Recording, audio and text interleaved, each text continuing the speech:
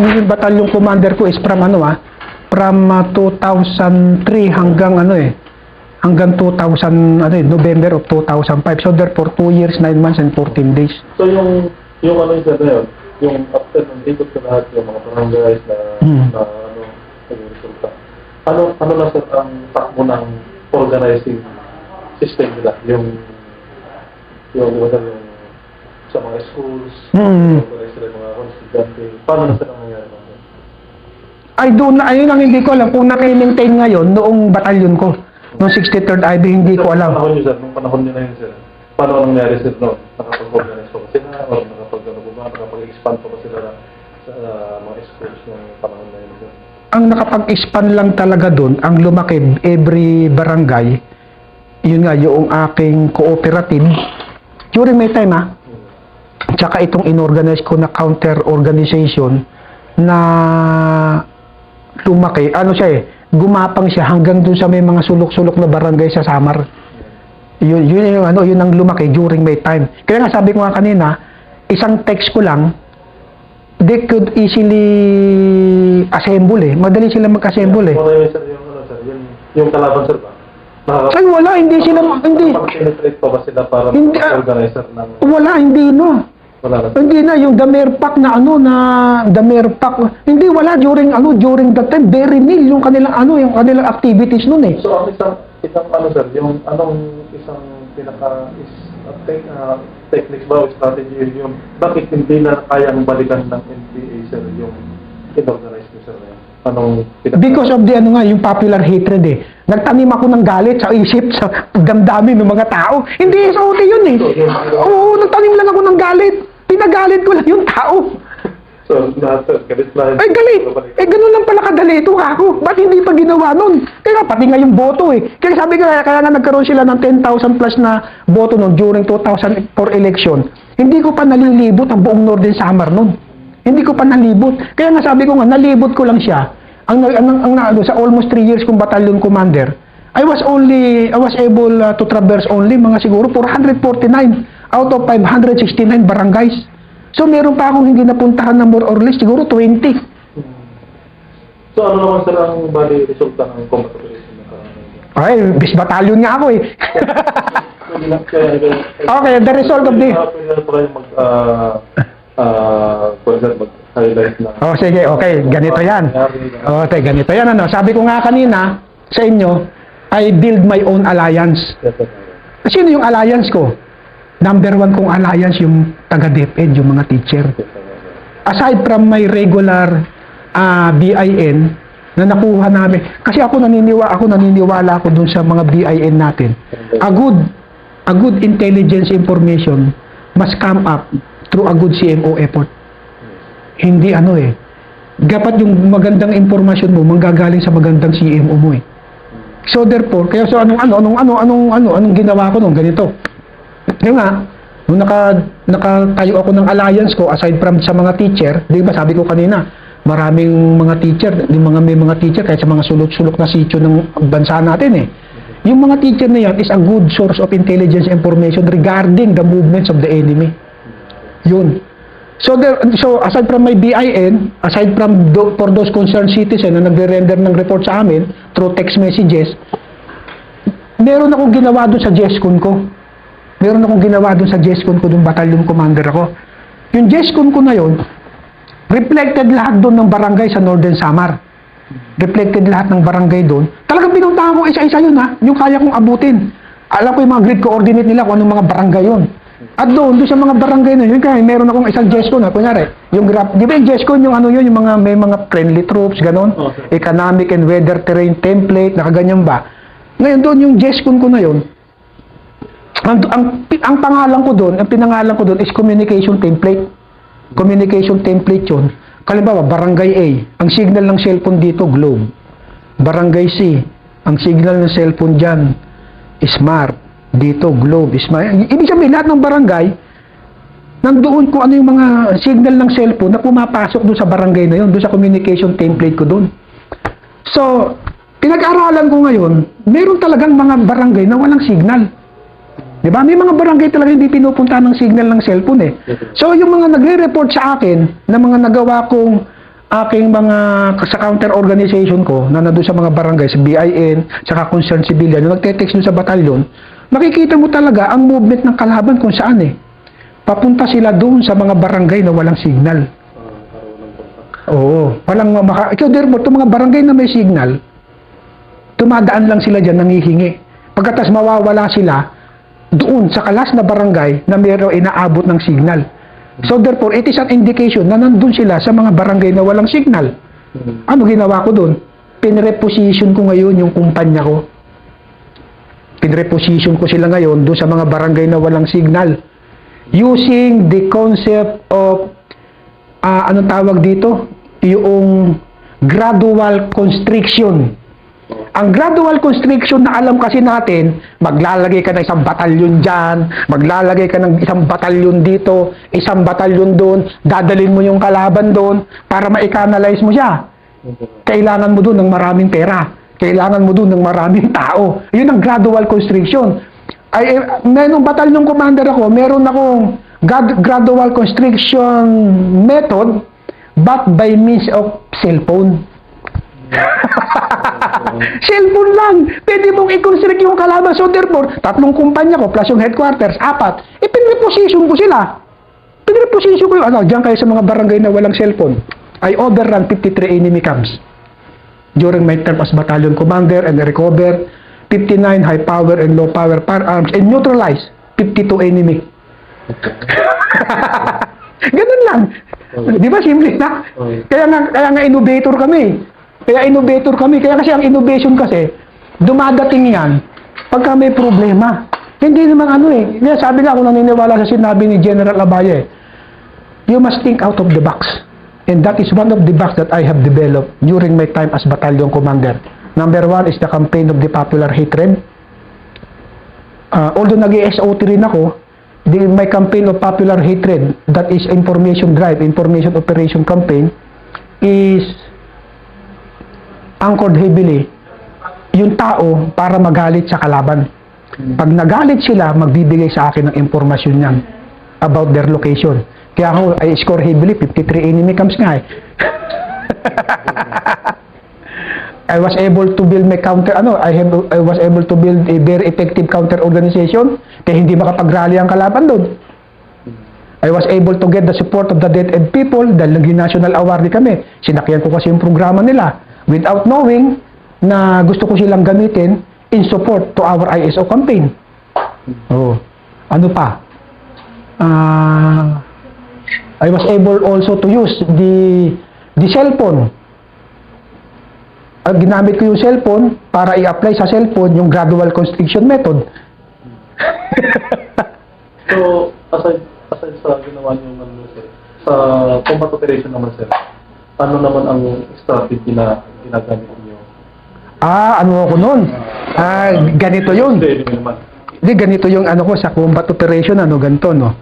Base doon sa marireceive naming information on the itong movement ng kalaban, alam na namin kung saan siya aabangan, alam na namin kung saan siya titirahin eh. Alam na namin, kasi meron na nga alam na namin yung mga tips dito papunta yan, doon, pag-abangan nyo yan, o laruin nyo yan. Although na siya, umi-enkwentro kami, kaya sabi ko nga, di ko lang kung ilan lahat yung enkwentro, pero we were able to overrun 53 enemy camps during my time as battalion commander As per record doon sa batalyon, kasi tatandaan ko doon sa briefing ko 53 yung kampo ng MPA na inoverrun namin yun nga ganun lang. Kaya sabi ko nga, a good intelligence must come from a good CMO. Sa isang magandang CMO. Paano mo mapapaganda yung CMO? Kaysa sa akin nga, yung CMO ko doon na ginawa is more on psychological operations. Psychological operation anchor heavily on the existing laws of the land. And it is anchored also doon sa nakuha kong concept sa Cambodia, yung campaign of popular hatred. Mas madali, hindi ka pa magagastusan. Mas madali, hindi ka magagastusan. Ganun yung combat operation ko doon is meron ako sinasabing yung Rigodon Suyod concept. Rigodon Suyod concept. Every, isang vertical grid line, isang ganun, yung horizontal grid lines diyan. Mga pagitan yan, mga dalawang lang din, horizontal grid lines, another horizontal grid line, merong isang team dyan. Kung lima yan nagaganon, kaabante sa isang box. Katapos niyan, di makarating na siya sa objective niya, biglang may papasok na naman dyan. Kaya minsan yung mga kalaban, sila nag-iinkwentro. sila minsan nag-iinkwentro, yung ganun, yung concept ng Rigodon Suyod. Parang hindi na alam kung saan sila. Oo, may gaganon. Mamaya meron na namang gaganon dyan. Mamaya may susunod na naman sa ilalim. May gaganon na naman. Kaya minsan makalaban, hindi nila alam kung sila tatakbo eh. Kasi sila minsan naglalabanan. sila mismo naglalabanan. Kaya nga lang sa isang commander, although ang in-apply ko doon hindi naman talaga yung actual yung triad eh. I applied the diamond concept. Yung diamond concept, i-separate ko yung psychological operations. So therefore, it is intelligence, combat operations, CMO, and PsyOps. Pero nung panahon na yun, sir, ang campaign plan na ginagamit na itong panahon na yun? Bantay Laya din eh. Bantay Laya din eh, yung Bantay Laya 2. Kaya nga lang, may inadapt ako doon sa naunang concept, yung mga lambat pitang na yan, yung gradual constriction, yung Venus flytrap. May inadapt din akong gano'n kasi yung Venus flytrap, parang it is parang may relation sa constriction method yan eh. So, sa mga campaign na yun, sir, kung ipagpapasahin natin, sir, ang pinaka-effective, sir, na ginamit, sir? Or, kung meron pa kayo na yung lambat bitag. Ano pwede nyo itagtag, sir, na yung ibinagtag nyo, ano yun? Hindi nga, wala nga sa doktrina yun. Hindi ko alam kung anong tawag doon eh. Kasi nga, pinangatawanan ko lang yung moniker ng batalyon ko na innovator. What we have done there is out of the box. Wala sa doctrine. Wala sa existing campaign plan. It is out of the box. Pero panahon na noon, sir, ibang campaign plan, pero ang inatat nila, ibang bagay ay ibang parte ay yung lambat bitag, sir. Lambat bitag, yun nga lang binigyan ko ng emphasis yung psychological operations para, yun nga, ang purpose ko nga is yung tao, pagalitin ko doon sa NPA. Hindi naman talaga, magastos ba yun? Hindi magastos yun eh. Hindi mo kailangan maggawa ng kubeta ron. Hindi mo kailangan na mag-repair ng eskwelahan doon. Hindi mo kailangan magpagawa ng tulay. Hindi mo pa kailangan magpagawa ng karsada. Anong gagawin mo? Kausapin mo lang sila, pagalitin mo lang sa NPA. Dahil yun din ang ginagawa ng NPA sa atin eh. Di ba? Kaya sabi ko nga doon sa mga pag ginamit natin, epektibo ang estratehiya ng CPP NPA, lalo na yung 16 character formula nila. Lalo na yun, sabi niya, yung encirclement of the city from the countryside,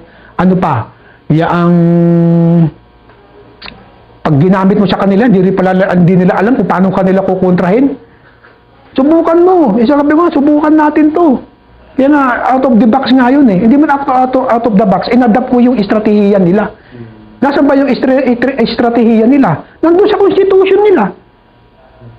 Kasi hindi sila pwedeng lumayo doon sa constitution nila eh. Hindi kagaya natin, pabago-bago tayo ng campaign plan. Ang CPP hindi. It is anchored heavily on their existing constitution. Kasi nasa constitution nila yun eh. So, ang na-experience mo na, sir, kung gagamitin mo yung strategy nila against sa kanila. Hindi nila alam anong gagawin. That is correct. Gamitin mo yung estratehiya nila against sa kanila and you will find out hindi nila alam kung anong gagawin nila. Oo, hindi. Counter pala yan. Oo, yun ang nun. Yun ang bottom line. Kaya sabi ko nga magkaroon pa ako yung mga coupled with other experience, yung mga psychological operation ko that are anchored heavily on the existing laws of the land. PsyOps by vision. Ano yun? That is courage.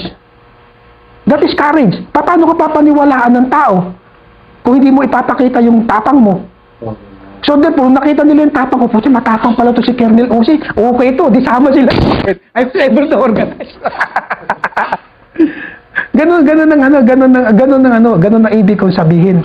It is not, hindi pwede dito yung hindi pwede yung PsyOps na puro salita lang eh. Ang alam kong PsyOps may action.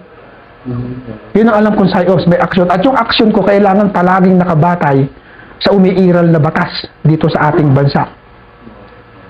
Ito, sabi ko nga kanina, ngayon nyo lang narinig ito, pero in-apply ko yan, epektibo. Walang talaga. Epektibo yan. Kaya nga sabi ko, we should play in the very narrow road of the existing laws of the land. Kaya dito dapat ang magiging mga commander may konting alam. Number 1, sa konstitusyon. Pangalawa, doon sa mga umiiral na batas dito sa ating bansa. Pag wala kang alam at magsasayop sa demanda nga abutin mo. Demanda kayo, pinakita ko nga sa inyo eh. Hindi nila ako nakasuhan. Why? Because I have reference based on law, based on constitution. Hindi nila ako nakasuhan. At dahil alam mo ang batas eh. Oo, alam ko yung batas eh. O kagaya halimbawa nung ito, isa pa ito. Sabi nitong mga iba, sabi nilang ganun eh, sabi nila sa sir, delikado tayo dyan, human rights yan, sabi ganun eh. Sabi ko sa kanila eh, human rights yan sir. Puta, baka malasin tayo dyan. Bakit ka mamalasin dyan, kako? Di sir, kasi we have wrong notion about human rights eh. Kasi akala natin, pagka human rights, pwede kang ipa-demote, pwede kang ipa-discharge. Pagka nagkaroon ka ng human rights case, akala mo end of everything na sa isang sundalo eh. Oh, kaya yun, may mga kaya nung batalyon commander ako, may captured ako na 2 NPA nun, anong sabi sa akin? Tapos pumunta sa akin doon, yung mga taga-karapatan ba? Pero alam kong taga-karapatan sila alam ko eh. Yung karapatan siniringan Bisaya. Ngayon, sabi nila sa akin doon, Colonel, balita ko, meron ka daw hawak na dito, hawak na tao na pinipigilan mo ng labag sa kanyang kalooban. Sabi ko, meron, bakit? Anong problema doon? Colonel, bawal po yan, ayon sa batas. Ayon sa, bawal yan, pag umiksid ako ng 36 hours, kako. Wala pa naman 36 hours, ikaw naman eh. Mga taga-human rights kasi kami, sabi niyang ganun. Ganun ba? Anong pangalan nila? Di nagpakilala. Di, ngayon, pwede ko bang makita, ito pinapapasok ko sila sa bitag ko eh. Pwede ko bang makita ang iyong credential na ikaw ay membro ng Presidential Commission of Human Rights or International Commission of Human Rights? Pakitingin nga ng ID mo. Colonel, wala kami yun eh. Mga taga-karapatan kami. Pasensya ka do not respect your organization. You are only a front organization of the Communist Party of the Philippines. And I can prove that based on my document, kako. Na kayo komunista. Pag wala kayong maipakita sa akin na kayo ay taga-human rights talaga at wala kayong maipakita sa akin na kayo ay authorized ng DOJ to conduct this fact-finding mission, kasi ganito yan, paliwanag ko, minsan sinasabi nila fact-finding mission sila eh. Sa batas, ang authorized lang na magsagawa ng investigasyon ay yung membro ng Department of Justice ng DOJ at saka yung kanyang mga ahente. Sino-sino yung kanyang mga ahente? Yung mga piskal, yung mga pulis, at yung membro ng NBI, at yung kanyang itatalaga o yung ide-deputize niya, yun nga, yung Presidential Commission of Human Rights. Kaya nung hinanapan ko sila ng ID, kung sila taga-human rights talaga, di walang maipakita. Pangalawa, hinanapan ko sila ulit. Sabi ko, meron ka bang deputization order or letter galing sa DOJ that you are authorized to conduct this fact-finding mission? Wala. Mabuti pa, umalis ka rito, bibilang ako hanggang 3. Pag hindi ka umalis, ipapakulong kita. That is usurpation of authority. That is according to the law. Hindi ako abogado ha. Nabasa-basa ko lang yun. Kaya tawag ng tawag yung si Figueroa eh. Lumabas kayo na dyan, delikado siguro yun siguro. Talagang nagkakarera sila palabas dun sa dun sa battalion headquarters. Dun sa law naman to eh. Kasi sa atin, kagaya natin during election, we are being deputized by COMELEC to perform election function, correct? Yes, sir. Merong resolution yan galing sa COMELEC. Oo, kaya pag itatas ka ng DOJ to conduct fact-finding mission, dapat may resolution din yun na ikaw ay deputized. Puti magkakanda ka ng fact-finding mission, wala kang anong authority mo? Sa batas, ang may authority lang yan, DOJ, Kongreso o Senado. Nasaan ang authority mo? Huwag iimbestiga ka, wala kang authority. Eh, ano yan? Usurpation of authority yan, makukulong ka. Hanggang 3 lang. Pag bilang ko hanggang 3 at wala pa kayo sa labas ng batalyon ko, kulong ka, takbo. Hindi, totoo yan. Tanong kayo pumunta kayo sa 63, totoo yan. Kailangan sir, maganda yung kailangan sir pinpointed kayo na interview. So, may tanong lang sa ako. Ano ang mga problem encounter ninyo sa pagkandak niyo ng mga lahat ng mga accomplishment niyo sa experience? Time. During your time. Time nga. Time. Okay. Hindi yung nga yung time eh. Kasi ang ano, kasi this should be a continuous effort eh. It should be, there should be a, it is a continuous effort according to, to General Dominguez eh. Kasi ang labanan wala sa bundok eh. Nasa isip, nasa puso ng taong bayan. Ang ibig sabihin sa sustainment? Sustainment. There is a need to sustain that. Hindi yung halimbawa, hindi lang yung Colonel Uzi ang gumawa, it should be Ayun nga, sabi ko nga, yung situation ko dun iba. Kaya nga yung ginawa ko dun, it could be applicable doon sa area, hindi sa lahat ng area yan. Kaya nga do not be mistaken na, kaya sabi ko nga hindi dapat hindi dapat ipagkamali na gawin sa lahat ng area. It could be applicable doon sa akin, pero sa ibang lugar baka hindi. Baka hindi yan. Kaya dapat siyempre, pag-aralan lang, pwedeng gamitin as reference. Pero yun nga, there is a need. Kung naging epektibo doon sa area ko, there is a need to sustain it. I-sustain it. I-sustain yan. And yun nga, kailangan natin talaga merong merong sabihin natin, yung hindi masabihin natin, may stock knowledge. Okay.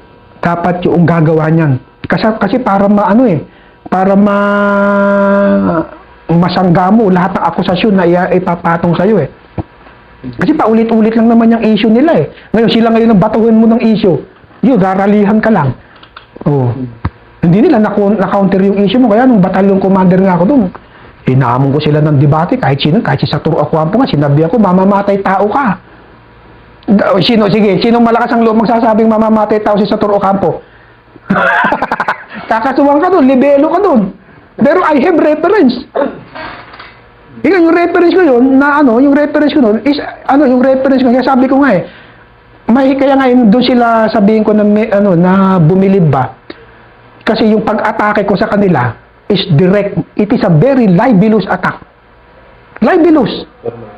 May reference nga lang ako. Kaya nga sabi sa akin nga ni Atty. Cinco, ito si Colonel Uzi, ang hiling magsalita nito ng according to ganito, according to ganon.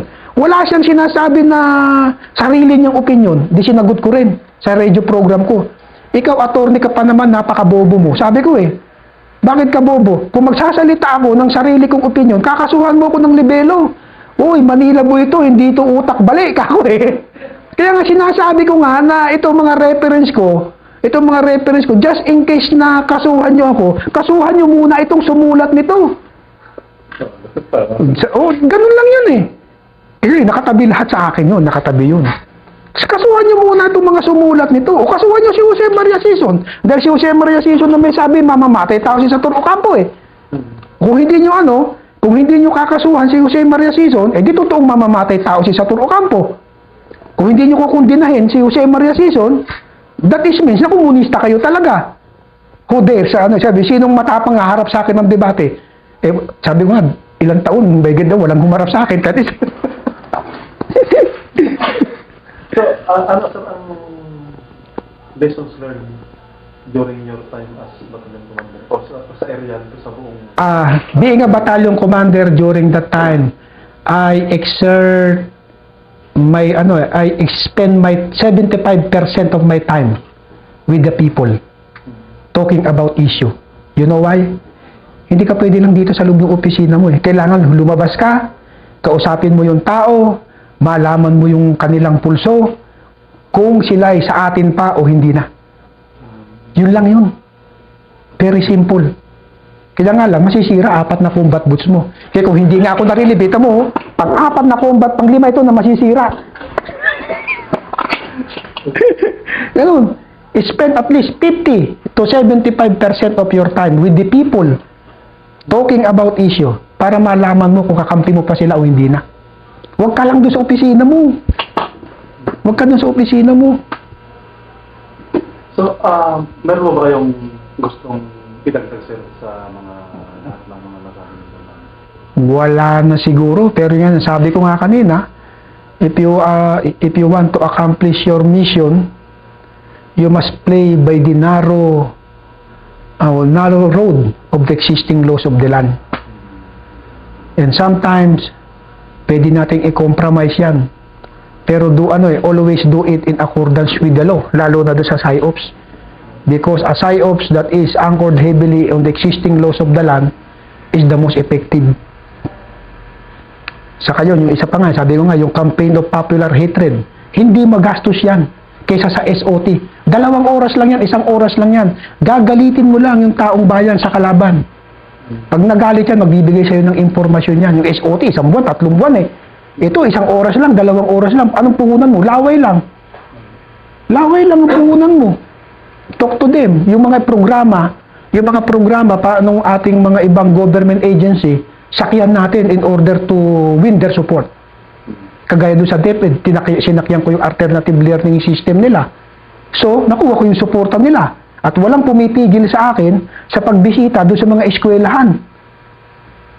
Kasi nga, nagawa ko silang national awardee because of our effort. O sinong tatanggi ngayon kay Colonel Usi na bisitahin yung ganitong eskwelahan? Because I have the permit of the DepEd Regional Director. O, Dr. Sol F. Matugas. Sinong tatanggi sa akin? Because I have the permit of Dr. Terma Kitalig. Kasi nga yung programa nila sinakyan ko eh. Sila yung pinasikat ko, hindi yung batalyon ko eh. Simple nga lang para makuha ko lang yung suporta nila. Para makagawa ako ng sarili kong alliance. At yung alliance ko ngayon, di ba, pinakita ko sa inyo, yung nakagawa ako ng mga communication template doon sa aking GESCON. Oh. Yes, sir, wala sa doktrina yun. It is a simple innovation during my time. Yung maaaring epektibo sa area ko, sabi ko nga, pero hindi ko inire-recommend na i-adapt sa ibang area. Pwedeng gamitin lang na reference siguro. May isang tanong sa last question siguro. Ano ang isang, ito sa pwede nyo i-advise sa mga future battalion commanders o mga incoming or present na ano ang dapat sir na armas ng isang battalion commander? Dapat may stock knowledge ka. May stock knowledge. Pagkatapos, a little knowledge about the law. Then, malalakas na binti at tuhod upang malakad mo yung buong area mo in order to spend at least 50 to 75% of your time with the people around you. Talk about issue para malaman mo kung sa atin pa sila o hindi na. Kasi kung doon ka lang sa opisina mo, pabayaan mo yung mga platoon leader mo dyan, baka pipidan ka lang yan ng wrong information. Iba talaga yung hands-on yung commander doon. Puntahan mo doon, talk to the people. Kasi halimbawa sa Northern Samar, ito yung peculiarity pala nun. Ang Northern Samar, pagka binisita ng matataas na opisyal ng gobyerno, nakalimutan mo, di ko makalimutan to. Pag binisita yan ng matataas na opisyal ng gobyerno, ang pakiramdam nila sa sarili nila is napaka-importanting barangay sila. Kaya ginamit ko yung rango ko nun eh. Ginamit ko yung position ko nun. Di ba? Yan, ginamit ko yung position ko nun nung batalyong commander ako. Kaya siyempre, lahat ng sasabihin ko nun, siguro sabihin natin, 50% na lang, pinapaniwalaan nila. With the aid of technology, itong laptop computer net, ito galing pa sa batalyon ko ito, 63rd eh. Dinala ko lang, para merong sentimental value sa akin to eh. Ito kasi yung ginamit ko dun sa dun batalyong commander ako. The laptop computer at saka yung in-focus. We can use also technology against the enemy. Kasi ang kalaban, ang ginagawa lang, nagsasalita lang sila against sa atin.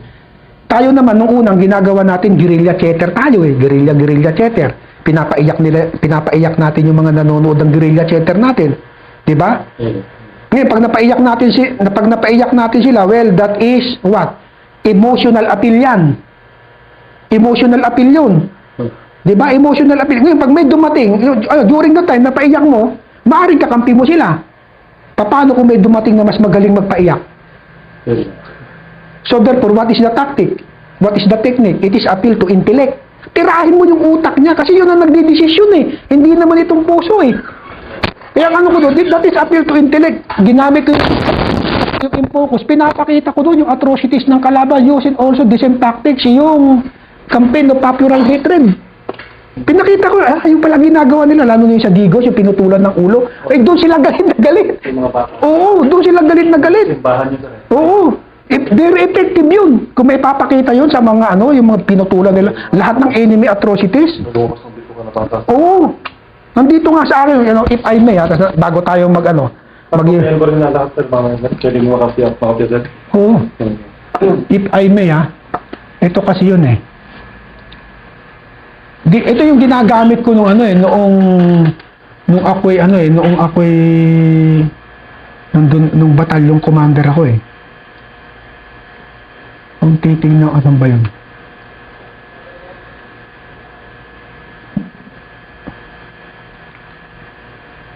This is, very effective to eh. Yan, yung mga yan. Yan. Ito sa Digos, ito na doon sa area ko na itong dalawa na ito. Ito yung lumabas ang dito ka na bata. Oo. Ito pa lang lalo na sa bata, dyan sila galit na galit. Kailangan mo mag-exotic ka dyan, ipakita mo lang yan eh. Malaking impact niyan. Okay, bakit bumabagsak ang ekonomiya natin? Dahil dyan, sinusunog nila yung mga That is popular hatred. Walang gustong mag-ano. Oo, yun ang popular hatred. Yun ang yun sa akin, yun ang terminology ko doon. Ayun ang terminology ko doon, yung campaign of popular hatred. Kaya doon sa mga magiging future battalion commanders future commanders, first analyze the situation doon sa kanilang area, think out of the box, kung ano yung applicable technique, tactics doon sa area nila. It could be another, sabi natin, another technique. It could be another tactics. Pero huwag nilang kalimutan na they should not be contended in the four corners of this office. They should go out and at least spend 50 to 75% of their time talking with the people in their area. Talking about issues. Kasi malalaman mo rin kung kakampi mo pa sila o hindi na. Ayun ang mo dun. Sa mga estudyante, puntahan mo yung estudyante. Kausapin yung estudyante. Mga barangay, puntahan yan. Kausapin sila. Kaya sabi ko nga, itong laptop na ito, saka yung in-focus na yun, alam mo kung bakit? Kasi ang NPA, wala nito eh. Wala silang in-focus eh. We should take advantage of this technology para maipakita yung atrocities ng kalaban eh. Ang NPA, wala man paipakitang ganyan. Tayo man lang, although na meron siguro sila, pero hindi nila nagagamit sa bundok eh. Ito sabi ko, they should take advantage of this technology. Kaya ano sabi sa akin ng mga tao doon? Totoo yan. Kasi computer na yan eh. Sabi kaya maglagay ka dyan ng gago ako. Papaniwalaan nila kasi ginawa ng computer eh. Hindi mo ibig sabihin, ganun lang kasimple yung utak ng mga tao. Kung ano yung nakikita nila na inilalabas ng computer, pinapaniwalaan nila. So we have to capitalize the use of computers, particularly in our campaign of popular hatred against the enemy. Yun ang natin dyan. Kaya mo gamitin talaga ito. Sabihin natin, medyo magastos nga lang, pero siguro sa isang taon hindi pa naman masisira yan eh. Kaya nga hanggang ngayon, nasa akin pa eh. At yung mga ginamit ko noon, nandyan pa hanggang ngayon. Nandyan pa. Maganda pa naman natin sa research sa samang na ito. Ayan, ito pa, isa pa. I could not do that without the help of God Almighty. Yun ang bottom line nun. Kasi alam mo, nung nagbata, I'm only a reserve officer. I assume command of 63rd IB, I was a major. And inisip ko na nung katapusan na ng karir ko eh. Alam mo kung bakit? Kasi lahat ng nagbatalyon commander doon, hindi inabot ng 2 taon. Na-relieve with cause. Oo. Hindi inabot ng 2 taon na-relieve. Kaya nung nalaman ko na ako'y magbabatalyong commander, nagdasal ako ng mainam. Nagdasal ako ng mainam, humihingi ako ng tulong sa Diyos. Panginoon, bigyan mo ko ng karunungan upang magampanan ko, mapangasiwaan ko nung batalyon na ito na ayon sa kalooban mo. Yun, dumating na lahat sa akin. And the result, best battalion ako, national awardee pa. Yun ang bottom line talaga nun. Oo, Diyos talaga eh. Yun ang bottom line nun, ang Diyos. I will advise to future commanders, seek divine intervention, particularly in giving us knowledge and wisdom on how to run our unit. Hindi ka mabibigo dyan. Kaya nga, best battalion nga ako, national awardee pa eh.